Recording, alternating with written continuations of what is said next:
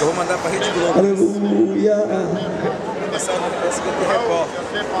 Glórias ao nome de Jesus. A igreja continua adorando ao Senhor, irmãos. Aleluia, Deus. A igreja continua adorando ao Senhor. Se puder continuar de mão levantada, abençoando esses homens, adorando ao Senhor, pode continuar. Aleluia. Glória, glória, glória ao nome de Jesus. Aleluia. O Espírito de Deus. Aleluia. Glória, glória. A escola. Aleluia.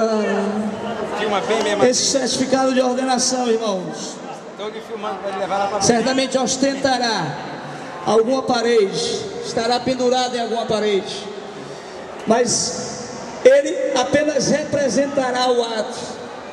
O que realmente vale nesta noite é a unção que Deus está colocando dentro de cada coração desses evangelistas. Essa chamada que Deus está colocando em cada um deles, porque a partir de hoje a responsabilidade não é mais de um simples obreiro, mas de um ministro do Evangelho chamado para toda boa obra. Amém, Jesus, eu creio. Eu agora quero convidar todas as madrinhas a procederem à entrega do certificado aos seus afilhados. Aleluia. A igreja pode aplaudir esse ato também.